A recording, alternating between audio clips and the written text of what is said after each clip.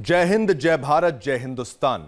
स्वागत है आपका नापाक में, वो मंच जहां पाकिस्तान की हर नापाक साजिश को हम बेनकाब करते हैं, उसके हर झूठ का जवाब उसी की जुबान में देते हैं और दुनिया को बताते हैं कि नया भारत अब सिर्फ देखता नहीं, ऑब्जर्व नहीं करता है, हर वार का करारा जवाब भी देता है। मैं हूं आपके साथ शिवम दत्त मेहता और आज की तीन बड़ी खबरें पाकिस्तान की झूठी कूटनीति, डगमगाती अर्थव्यवस्था और चीन बांग्लादेश जैसे पड़ोसियों से मिल रही शर्मिंदगी को पूरी तरह नंगा कर देंगी। आज कौन सी वो स्टोरीज हैं, आज कौन सी वो खबरें हैं, जरा एक बार नजर डाल लेते हैं। आपको मैं बता देता हूं वो कौन से मुद्दे आपके लिए मैं लेकर आया हूं। सबसे पहला मुद्दा, चीन ने पाकिस्तान को लताड़ लगाई है। अब देखिए, ऑपरेशन सिंदूर के बाद पहली बार चीन पहुंचे मुल्ला मुनीर को लगा कि चीन के जो जूते चाटे हैं उसने, उसकी शाबाशी उसको मिलेगी। लेकिन मुल्ला मुनीर के गाल पर ऐसा झन्नाटेदार थप्पड़ पड़ा कि पाकिस्तान तक सुनाई दिया, जिसके बाद पाकिस्तान डर में है, मेरे पैसे ना रोक दिए जाएं, मालिक है चीन उसका। चीन ने पाकिस्तान की जमकर क्लास लगा दी। चीन के विदेश मंत्री वांग यी से मुल्ला मुनीर की ना सिर्फ उसको तलखी झेलनी पड़ी, बल्कि अब भविष्य को लेकर भी शंका है कि आगे क्या होगा। अब यह खबर महत्वपूर्ण है, लेकिन स्टोरी 2 जो अगली खबर है वो और भी महत्वपूर्ण है, जरूरी है आपके लिए जानना। और बांग्लादेशियों, आप भी देखो और समझो इसको। बांग्लादेश में पाकिस्तान की घुसपैठ, जी हां, हो चुकी है। बिल्कुल सही सुन रहे हैं आप। बांग्लादेश में आईएसआई की फौज भेजेगा आतंकिस्तान पाकिस्तान। मोहम्मद यूनुस ने इसके लिए अपना दरवाजा खोल दिया है।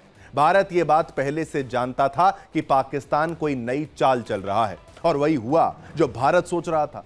पाकिस्तान अब भारत के देखिए खिलाफ साजिश रचने के लिए बांग्लादेश की धरती का इस्तेमाल करेगा, और उसकी गंदी साजिश वो रच भी रहा है, रच भी ली है। शेख हसीना की गैर मौजूदगी का पाकिस्तान लगातार फायदा उठा रहा है। वीजा फ्री यात्रा उसी मकसद का एक एग्जाम्पल है। शेख हसीना के कार्यकाल के दौरान पाकिस्तान और बांग्लादेश के बीच संबंध अच्छे नहीं थे, होने भी नहीं चाहिए, मगर यूनुस राज में दोनों दुश्मन अब दोस्त बन चुके हैं। इनका इतिहास भी खोलेंगे, सब कुछ पर्दाफाश करके बताएंगे ये क्या गंदगी हो रही है बांग्लादेश में। अगली खबर और भी महत्वपूर्ण है, स्टोरी 3, उसको भी जानिए। देखिए, कर्ज का मारा कंगाल पाकिस्तान। पाकिस्तान अपने इतिहास के सबसे बड़े आर्थिक संकट के मुहाने पर खड़ा है। और कितना गिरोगे पाकिस्तान, और कितने भिखारी बनोगे, उस खबर को हम अच्छे से समझाएंगे। उस पर अब डिफॉल्टर होने की तलवार लटक रही है। डिफॉल्टर हो जाएगा, है ही डिफॉल्टर हमारे लिए, पर दुनिया के लिए डिफॉल्टर हो जाएगा, क्योंकि उसे अगले 12 महीने में 23 अरब डॉलर, करीब 19 लाख करोड़ रुपए का भारी भरकम विदेशी कर्जा चुकाना है। कहां से देगा, खुद को बेचेगा क्या पाकिस्तान? अगर पाकिस्तान ये कर्ज चुकाने में नाकाम रहा तो उसकी अर्थव्यवस्था ताश के पत्तों की तरह बिखर जाएगी। पाकिस्तान की आर्थिक हालत इतनी खराब हो चुकी है कि उसकी सांसें अब बाहरी कर्ज के बदौलत चल रही हैं। एक समय था जब आईएमएफ और वर्ल्ड बैंक जैसे संगठन उसकी मदद के लिए आगे आते थे, लेकिन अब हालत ऐसे बन चुके हैं हालात कि ये संस्थाएं भी पाकिस्तान को आसपास भटकने फटकने नहीं दे रही हैं। तो ये थे आज के मुद्दे, तो हो जाइए तैयार, अब करते हैं यलगार, क्योंकि वक्त है पाकिस्तान की अब धज्जियां उड़ाने का।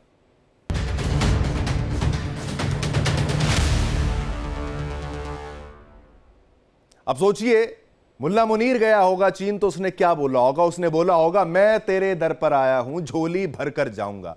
शायद यही सोचकर मुल्ला मुनीर चीन पहुंचा था, लेकिन बीजिंग में मुल्ला मुनीर की जो है वो बैंड बज गई। मुल्ला मुनीर की वर्दी पर लगे सारे तमगे ढीले पड़ गए, झूलने लगे। वैसे भी नकली इनके पास मेडल हैं। भारत के ऑपरेशन सिंदूर के बाद पाकिस्तान लगातार दबाव झेल रहा है। मुल्ला मुनीर कभी ट्रंप के तलवे चाटता है, जूते चाटता है, तो कभी यूएनएससी में चालबाजी करता है। चीन भी अब पाकिस्तान पर फट पड़ा है। उसको भी समझ में आ गया ऐसा नौकर नहीं चाहिए, इतना महंगा नौकर, इतना बेकार नौकर। जिस चीन को पाकिस्तान भाई कहकर पुकारता था, हालांकि औकात में बहुत फर्क है, उसी चीन ने अब उसे आईना दिखा दिया थप्पड़ मारकर। आसिम मुनीर गए थे बीजिंग दौरे पर उम्मीद लेकर, लेकिन वहां उन्हें जो मिला वो सिर्फ और सिर्फ फटकार थी। चीन के विदेश मंत्री वांग यी ने दो टूक कह दिया, अब झूठे वादे नहीं चलेंगे, हमारे नागरिक बार बार मर रहे हैं तुम्हारे देश में, और पाकिस्तान सिर्फ बयान देता है। क्या हुआ उस मुल्क को? उस मुल्क का सोचिए जो खुद को मुस्लिम दुनिया का ठेकेदार समझता था। आतंक को पनाह देना क्या होता है, उसकी कीमत क्या होती है, अब उसे हर तरफ से वो कीमत चुकानी पड़ रही है जो मार पड़ रही है बलोचों की। बीजिंग की डांट से आसिम मुनीर की आंखें खुली या नहीं, लेकिन यह तय है कि अब पाकिस्तान की नाकामी पर पर्दा डालने का खेल और नहीं चलेगा, चीन में नहीं चलेगा। और यह भारत की नहीं, उसके सबसे बड़े निवेशक, उसके बाप चीन की चेतावनी है। रिपोर्ट देखिए। चीन ने पाकिस्तान को लगाई लताड़।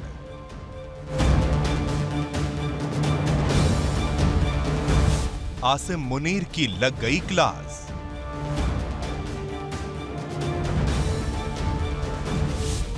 पाक आर्मी चीफ को क्यों होना पड़ा शर्मिंदा?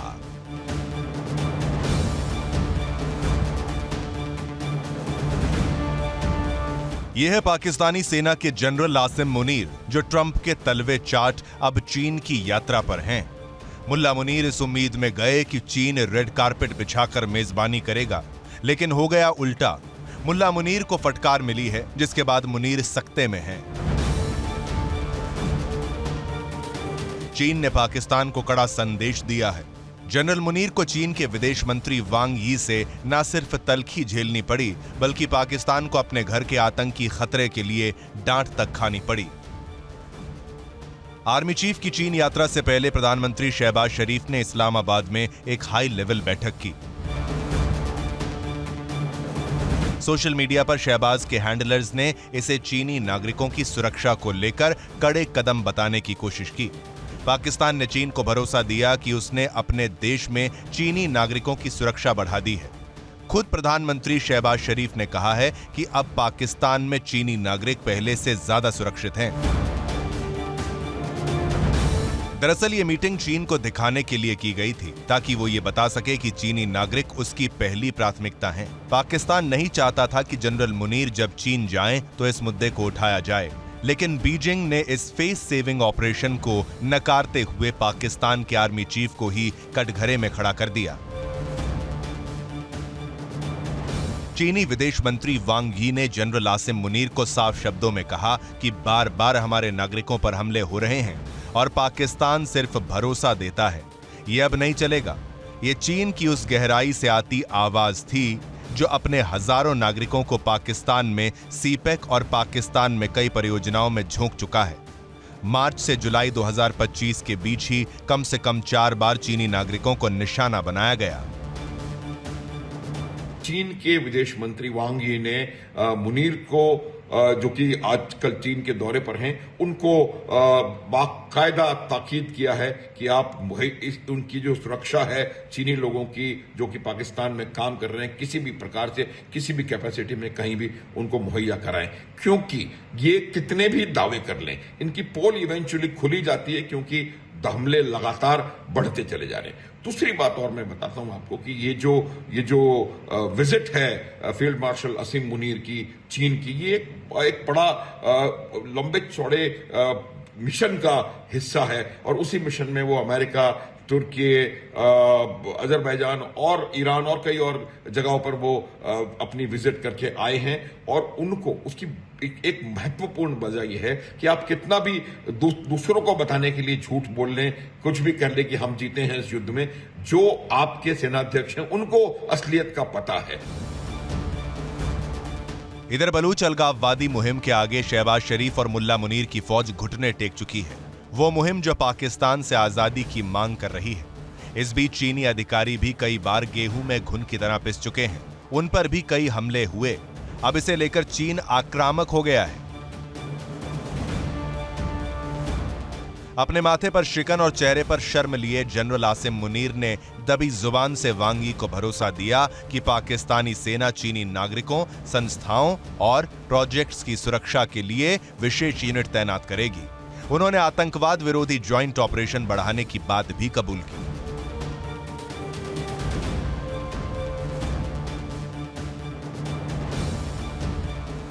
मुनीर का यह दौरा ऐसे समय में है जब इस्लामाबाद अपनी डिफेंस पोजीशन को फिर से खड़ा करना चाहता है और जहां की leadership army chief general Asim Munir के कंधे पर है। आसिम मुनीर का चीन दौरा भी इसी दिशा में उठाया गया कदम है। दरअसल चीन अब इस बात से थक चुका है कि उसके नागरिक पाकिस्तान की जमीन पर बार बार निशाना बनाए जा रहे हैं और इस्लामाबाद सिर्फ खोखली बयानबाजी करके पीछा छुड़ा रहा है। इस बार गुस्सा सिर्फ मीडिया या कूटनीतिक बयान तक सीमित नहीं रहा। चीनी विदेश मंत्री वांग यी ने जनरल मुनीर से आमने सामने बेहद तीखे शब्दों में कहा कि यह लापरवाही अब और बर्दाश्त नहीं होगी।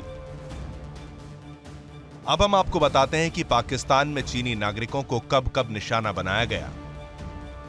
6 अक्टूबर 2024 कराची हवाई अड्डे के पास बम विस्फोट में 2 चीनी नागरिकों की मौत।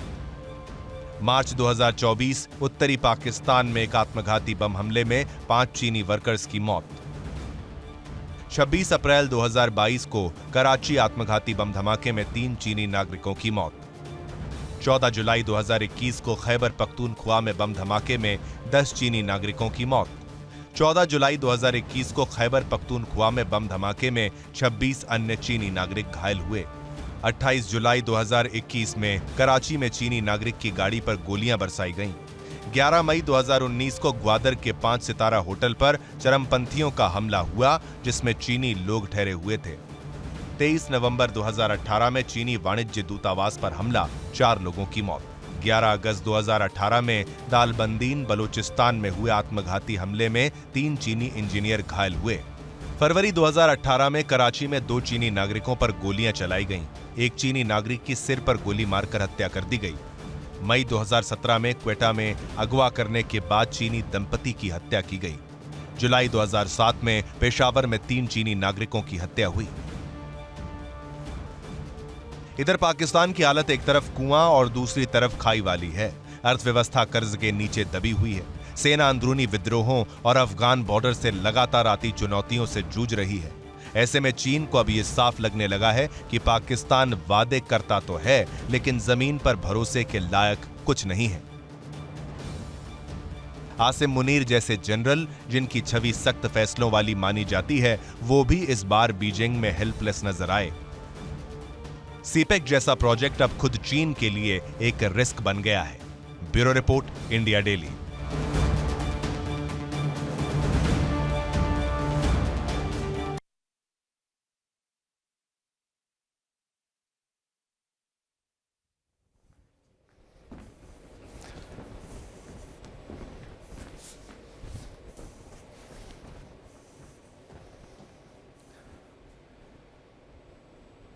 बांग्लादेश की जमीन पर अब आईएसआई की एंट्री तय है। पाकिस्तान की चाल से भारत की चिंता बढ़ गई है। मोहम्मद यूनुस की अंतरिम सरकार ने पाकिस्तान से वीजा फ्री डिप्लोमेसी पर सैद्धांतिक सहमति दी है, यानी अब आईएसआई के अफसर बिना वीजा बांग्लादेश की धरती पर घूम सकेंगे। हमारी ये रिपोर्ट देखिए और मामले की गंभीरता को समझिए।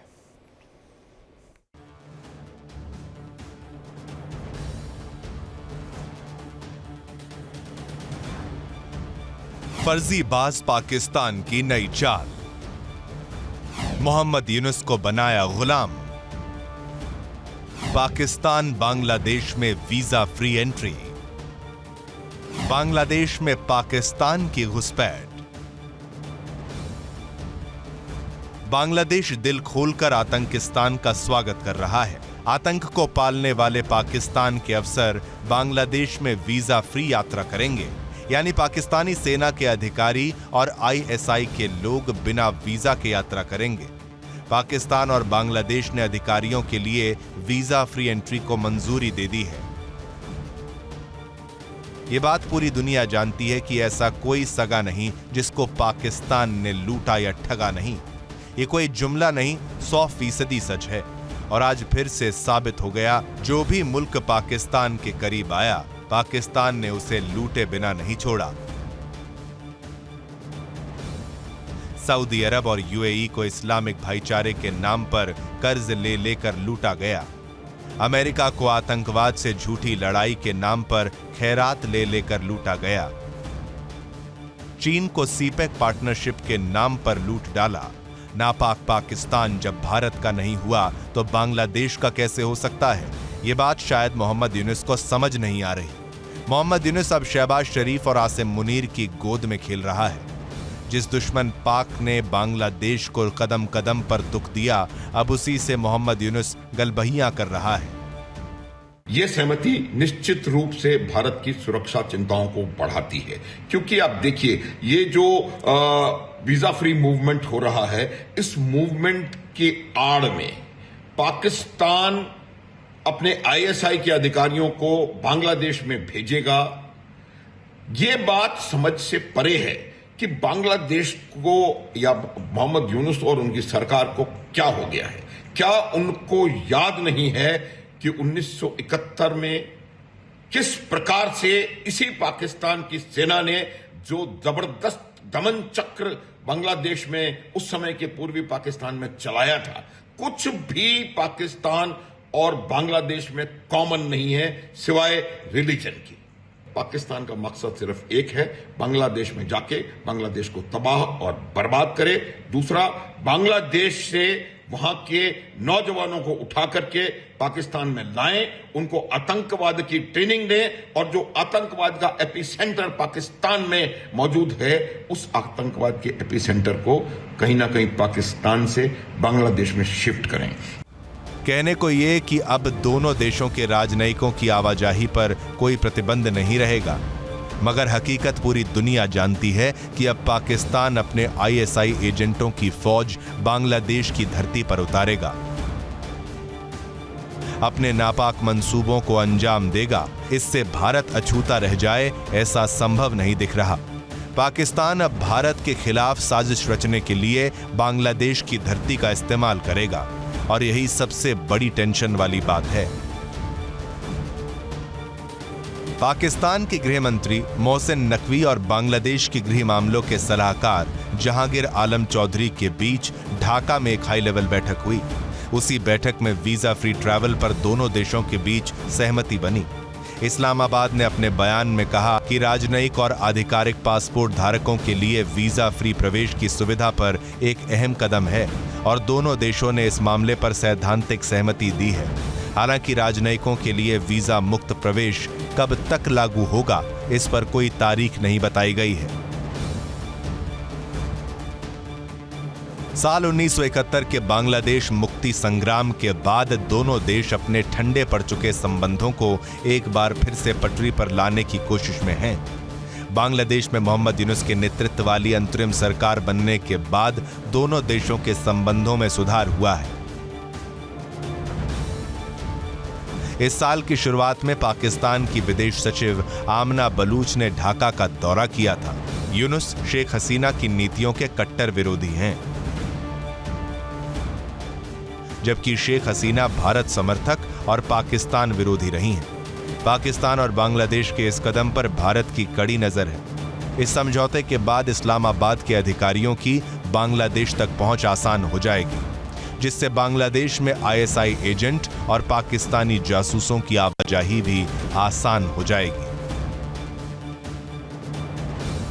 भारत को चिंता है कि पाकिस्तानी अधिकारियों की बढ़ती मौजूदगी से बांग्लादेश में भारत विरोधी इस्लामी चरमपंथ फिर से पनप सकता है, जो भारत को निशाना बनाने का प्रयास कर सकता है और नॉर्थ ईस्ट राज्यों में विद्रोही समूहों को समर्थन दे सकता है।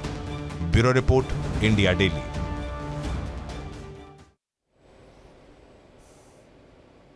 ये वही पाकिस्तान है जो 1971 में बांग्लादेश के अस्तित्व को कुचलना चाहता था। आज वहां की सत्ता में अपने पैर पसारने की कोशिश कर रहा है। आईएसआई की मौजूदगी का मतलब साफ है, भारत विरोधी गतिविधियां, चरमपंथ का जहर और नॉर्थ ईस्ट तक फैलने की जो अस्थिरता फैलाने की कोशिश है वो है। लेकिन बांग्लादेश की सरकार और वहां के लोगों को यह समझना चाहिए, याद करना चाहिए कि पाकिस्तान ने उस दौर में क्या किया था। वहां की बहन बेटियों का बलात्कार किया था, हजारों लाखों वहां के बांग्लादेशियों को मौत के घाट उतारा था और फिर से उन्हीं को वापस बुलाया जा रहा है। यह कैसा कट्टरपंथ है और यह कैसा प्रेम है जो फिर से बांग्लादेश को डुबा देगा। तो यह खबर बांग्लादेश और पाकिस्तान से जुड़ी हुई थी। अब आगे बढ़ते हैं। कर्ज में डूबा पाकिस्तान अब डिफॉल्ट की कगार पर है, यानी डिफॉल्टर होने की कगार पर है। और यह कोई चेतावनी नहीं है, बल्कि एक क्रूर सत्य है, एक क्रूर सच्चाई है। 131 अरब डॉलर से ज्यादा का कर्ज आईएमएफ, चीन, सऊदी अरब, यूएई सबका पैसा डकार चुका है यह पाकिस्तान, और अब चुकाने की हालत में बचा नहीं है। पाकिस्तान की हालत यह है कि देश का आधा बजट सिर्फ ब्याज चुकाने में चला जाता है, जबकि मुल्क के गली कूचे में महंगाई, भुखमरी और बेरोजगारी का कोहराम मचा है। तुर्की से $900 मिलियन की ड्रोन डील और जनता को एक वक्त की रोटी तक यहां पर मुहैया नहीं करा सकते। यह सोचिए, हथियार खरीदने के पैसे हैं, रोटी के लिए नहीं है। यह है इस्लामाबाद का नया इकोनॉमिक मॉडल। IMF की शर्तें इतनी सख्त हो चुकी हैं कि अब पाकिस्तान को हर दिन नीलामी जैसा लगने लगा है। खुद को बेच देगा पाकिस्तान किसी दिन, और फिर भी कोई खरीदार नहीं मिल रहा है। कौन खरीदेगा ऐसा बेकार मुल्क? यह वही मुल्क है जो भारत के खिलाफ साजिशों में करोड़ों रुपए झोंक देता है, लेकिन आवाम को देने के लिए कुछ नहीं है इसके पास। अब सवाल यह नहीं कि पाकिस्तान कब डिफॉल्ट करेगा, सवाल यह भी है कि तब इसकी बेशर्मी किस दरवाजे पर भीख मांग रही होगी, क्योंकि पैसे तो इसको फिर भी चाहिए होंगे। रिपोर्ट देखिए, मामले की गंभीरता को समझिए।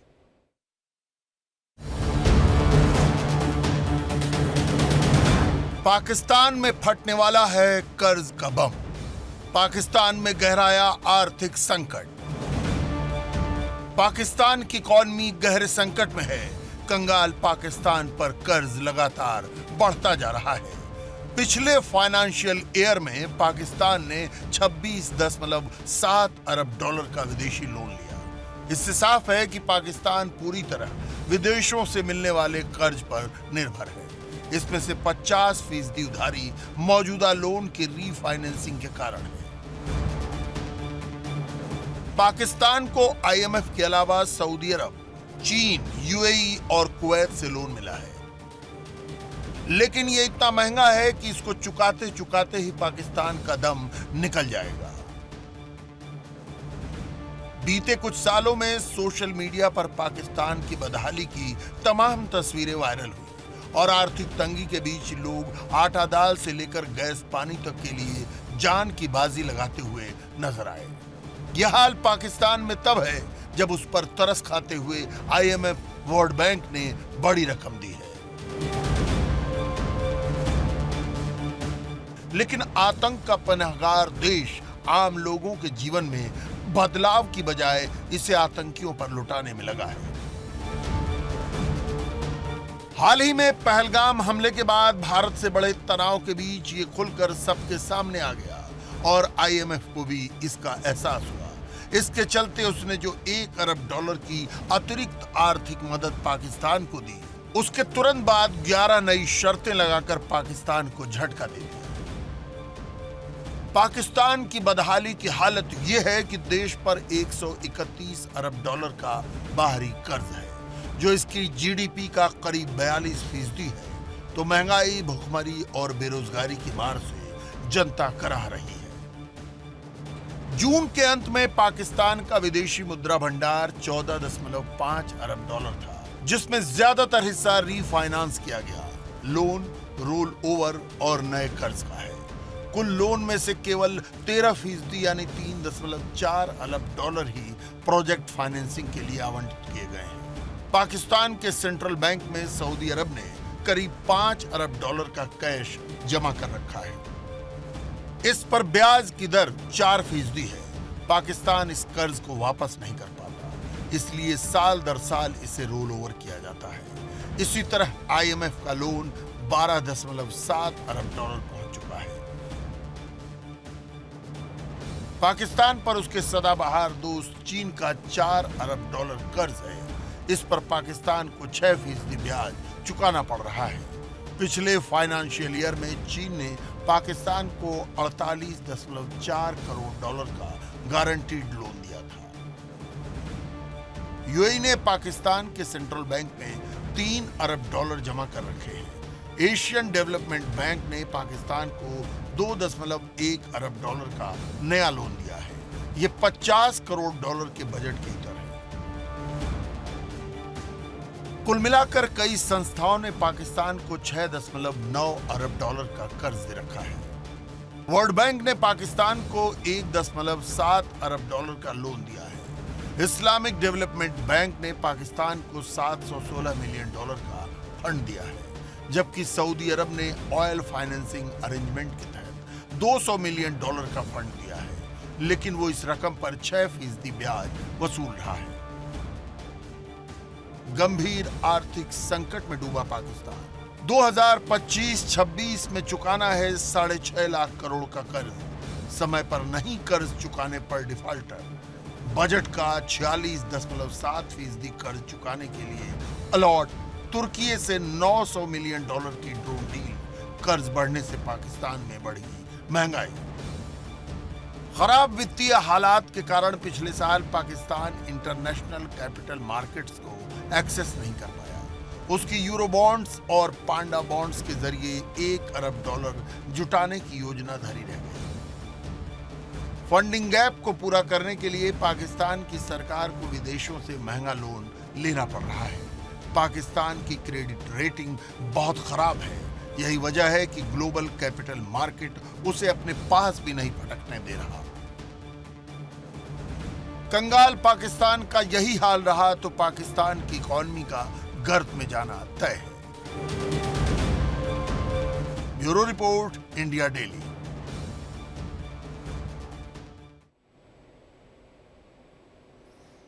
और इसी के साथ नापाक में पाकिस्तान की इतनी ही बेइज्जती काफी है। वक्त एक छोटे से ब्रेक का, लेकिन उससे पहले नापाक में आज का संदेश भी महत्वपूर्ण है, वो संदेश भी सुन लीजिए।